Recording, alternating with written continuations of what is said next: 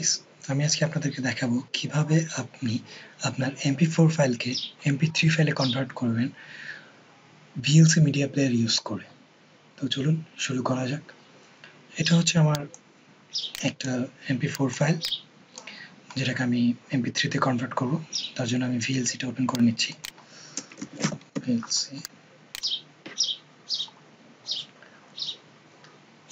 ওকে, open হওয়ার পর আপনি মিডিয়াতে ক্লিক করবেন। মিডিয়াতে ক্লিক করে আপনি কনভার্ট অ্যান্ড সেভে ক্লিক করবেন। ক্লিক করার পর আপনি যে ফাইলটি অ্যাড করতে চাচ্ছেন সেটা সিলেক্ট করতে হবে। তো অ্যাডে ক্লিক করার পর, যেহেতু আমার ডেস্কটপে আছে তাই আমি ডেস্কটপ সিলেক্ট করছি। এখান থেকে আমি এই ফাইলটিকে, এই ভিডিওটিকে সিলেক্ট করছি। ওকে, তারপর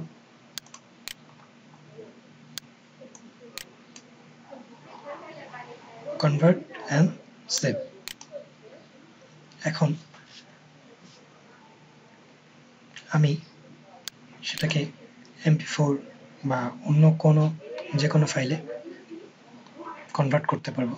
তো সেজন্য আমাকে MP4 ফাইলটা MP3 ফাইলে কনভার্টের জন্য সেটা সিলেক্ট করতে হবে। তো আমি অডিও MP3-তে সিলেক্ট করলাম এবং আমি এটা কোথায় সেভ করবো সেজন্য সেই ডেস্টিনেশন ফাইলটা বা ফোল্ডারটা চিনে নিতে হবে। তো ব্রাউজারে গিয়ে আমি ডেস্কটপটাই সিলেক্ট করছি। তো একটা নাম দিতে হবে MP3, আমি এই নামটাই দিচ্ছি, দিয়ে স্টার্ট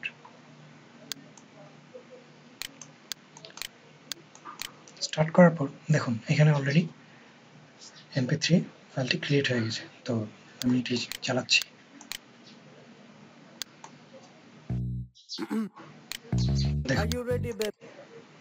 তো এভাবেই আপনি আপনার MP4 ফাইলকে VLC media player use করে MP3 তে কনভার্ট করতে পারেন।